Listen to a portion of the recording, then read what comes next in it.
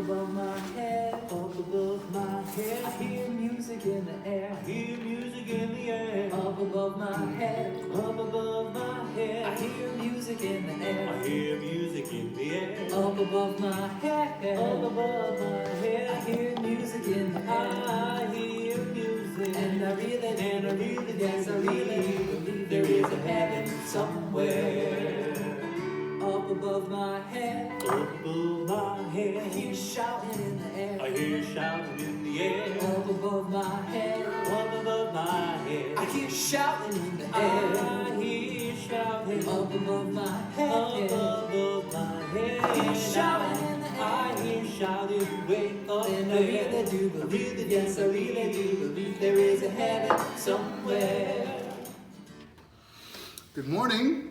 Welcome to our Sunday school for today, our third Sunday of Easter. It's so good to see all of you this morning. So good to be here with you. And we have a really fun story, one of Pastor John's favorite stories. And my friend Catherine is going to read it to you. It's about two disciples and Jesus during his resurrection. 3 days after Jesus died, Cleopas and his friend were slowly walking down the road to Emmaus. They were walking slowly because they felt very sad. Why did Jesus have to die, they wondered. After a while, a stranger began to walk along with them. The stranger was really Jesus, but Cleopas and his friend didn't know it. "What are you talking about?" the stranger asked. The men looked at each other. "Are you the only person in town who doesn't know what happened?" they asked. They told the stranger what had happened to Jesus. "Jesus was a great teacher," Cleopas said. We hoped he was the one God promised would save the world, but instead he died on a cross. We took Jesus' body down and put it in a tomb. This morning, our friends went to the tomb, but Jesus' body was gone. They said there was an angel there instead. The angel told our friends, "Jesus is alive, but..." "Stop being silly," the stranger said. "How many times do you need to hear this? It was God's plan for Jesus to die, to become alive to save the world." Show the picture. Okay. Yeah, there we go. There's the two friends and Jesus. Nice. By now, they were almost to Emmaus. Cleopas invited the stranger to stay for dinner. During dinner, the stranger picked up a loaf of bread, broke it, blessed it, and gave each man a piece. All of a sudden, Cleopas and his friend recognized the stranger. It was Jesus. But then Jesus disappeared. Cleopas and his friend jumped up, ran from the room, and went to tell the rest of Jesus' disciples that Jesus really was alive. God kept another promise. Picture. Let's see how it goes. Yeah. There's Jesus eating the bread and his friends. Yeah, very good. Yeah, great story. Thank you, Catherine, so much for reading it. Great story. Man, a couple of things about this story. One is that I always wondered, why don't they recognize Jesus? Did you wonder that when they were reading? I was like, why didn't they realize it was Jesus who was walking with them, right? He was like their best friend.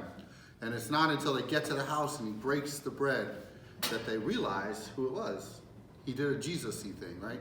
The other thing is, I always think about this story, is Jesus told the disciples at least 3 times in the Gospels that he was going to die and rise again. 3 times he told them.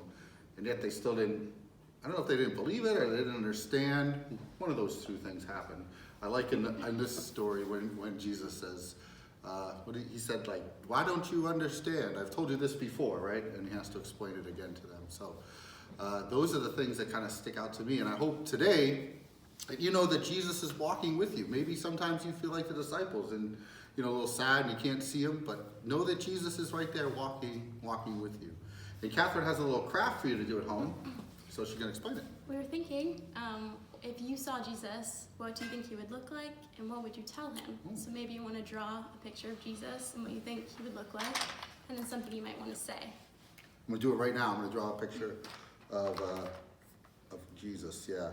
I always think of Jesus like, because whenever you see a movie of him, he's always in a robe. Yeah, and always has the beard. And he always has a beard, right? So, I always think of Jesus like in a robe. I guess that was the fashion of the day for men of his ilk was to, yeah, he always has a beard. What do you think that is? I don't know. It's an interesting thought about what Jesus would look like if we saw him now. You know, one of the things that you have to ask yourselves is, did he look exactly the same after his resurrection? When he came back. What do you think? I think he did. You think he did? Maybe he looked more holy, like more like God, because he had been. There are other times in the Bible, not just this time, when we are told that Jesus, or that God appears to someone and they can't see God. Like God is there, but for some reason their eyes are blind to it. So it's a familiar trope. I don't know if trope's the right word, but yes, familiar thing. Yeah, my Jesus, yeah, he's looking a little scary actually. I don't know. I can never draw Smile. hands. Hands are my enemy. Or feet.